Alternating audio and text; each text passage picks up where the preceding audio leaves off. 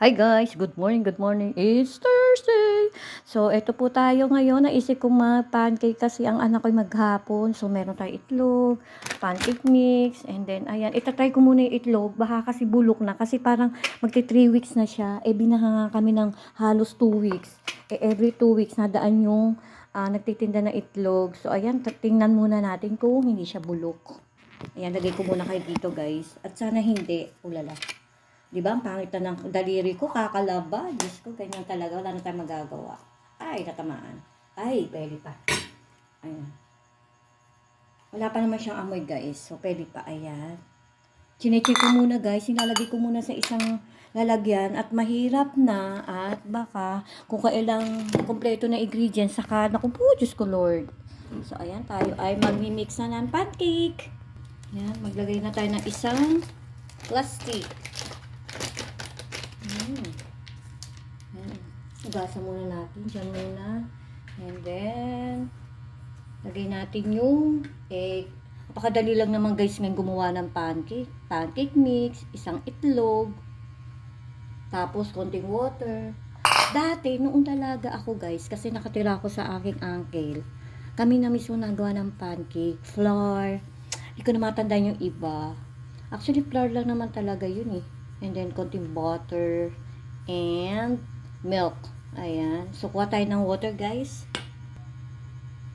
Ayan. Unti-unti lang natin ilagay ang tubig.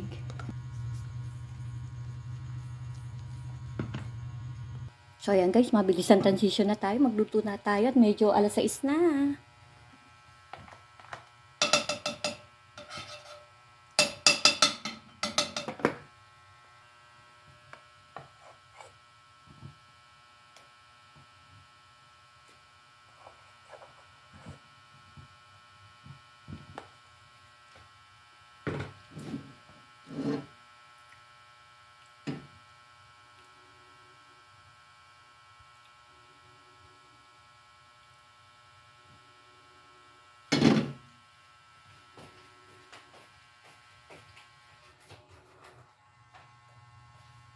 Oh, wait lang, baby ha.